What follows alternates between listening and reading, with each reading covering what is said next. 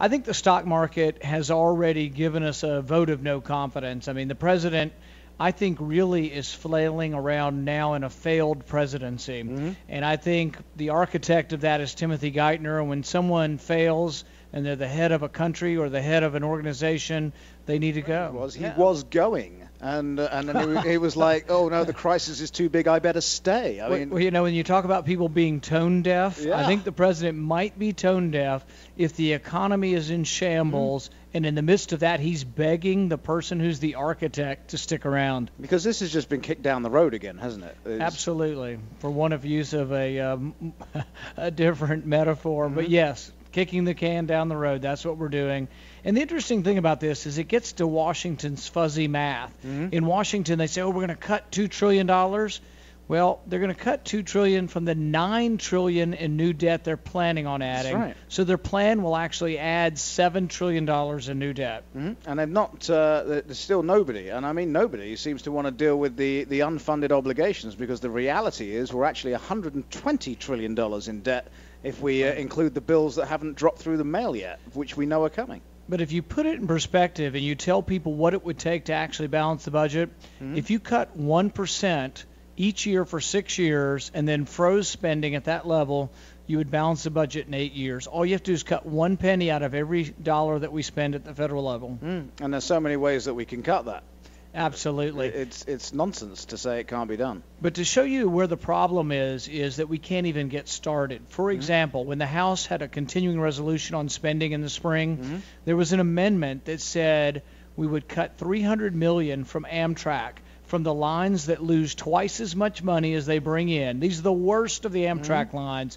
We couldn't get enough votes. 80, 90 Republicans bailed, all the Democrats bailed, and we couldn't cut $300 million. How are we ever going to balance a budget that's $1.5 trillion in debt if we can't even start by cutting $300 million? And should we be even more scared now that we've seen the gang of six that the Republicans have put up? I mean, no surprises on the Democrat side, but you know, I would have liked to have seen you, frankly, Marco Rubio, Steve King from Iowa. I mean, these are the names we were looking for, people who seriously understand we've got a serious problem, and I don't think we've got that. I will tell you, I saw Steve King today, and a lot of the conservatives in the House and the conservatives in the Senate are doing something that's never happened before.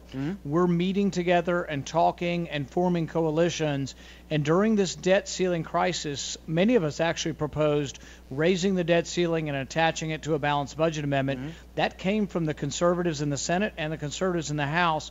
We plan on continuing to talk, so it's not just leadership of the parties talking. The rank and file members are going to begin to organize and begin to try to direct the agenda. One of the things that bothers me is not only the super committee, but the fact that the debt ceiling will now go up automatically. You realize that all of these triggers and all of what the super committee is supposed to be doing is not contingent on the debt ceiling rising. The debt ceiling will now rise automatically, and it used to be it took 60 votes in the Senate to raise the debt ceiling. Now it will be 34 votes when it comes up.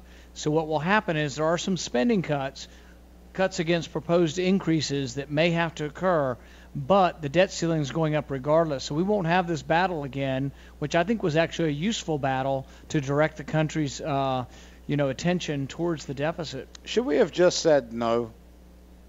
Well, a lot of us did say no. Well, I know, absolutely, I know. And well, you know, what we kept pointing out is that just saying no would immediately balance the budget but wouldn't cause default.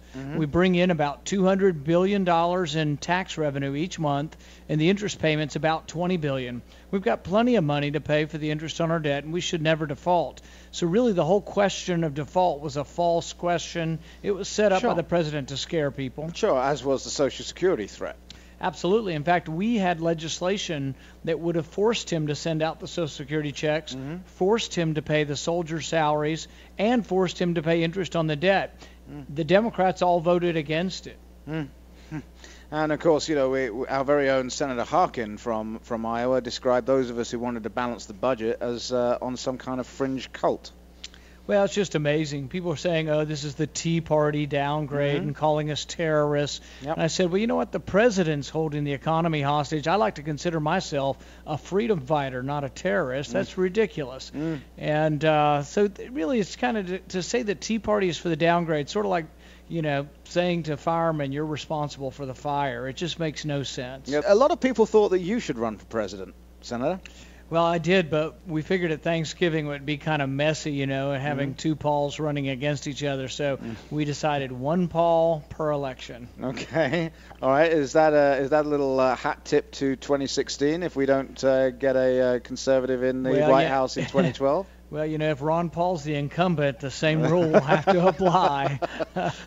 And let's, obviously you're supporting your dad, and I wouldn't expect nothing less. But how likely is what you just said to happen? I mean, if we're being really honest. Well, it would take something big to happen, like Ron Paul winning the straw poll on Saturday. Now, that's not a guarantee of anything, but if Ron Paul were to win the straw poll Saturday, it will be a shock, and it will be heard around the country, and it could propel him forward. There have been people who have won here in Iowa. Mike Huckabee's campaign was almost non-existent, and then when he won in Iowa, it shot him forward. And that's one of the neat things. I come from a small state, from Kentucky.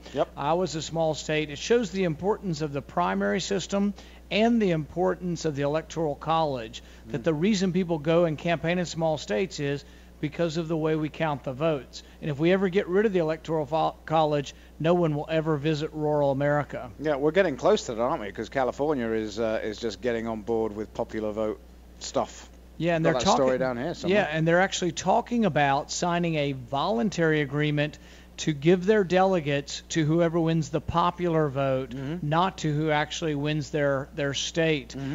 So there's a way around this, that they're actually talking about circumventing the Constitution and the Electoral College and just giving their votes to whoever wins the nationwide vote, not who wins their state. That'll really be a disadvantage for states like Iowa and Kentucky. If it was challenged in the Supreme Court, which I would expect it to be challenged, what do you think the chances of success are for the challenge? Well, the interesting thing is they're doing this as a voluntary compact, so it might actually pass constitutional muster. Whether or not you can force the electors to vote for somebody that their state did not vote for, you may not be able to force them, but there may be some way of the state may say, we're not going to let you be an elector unless you agree to go by these rules.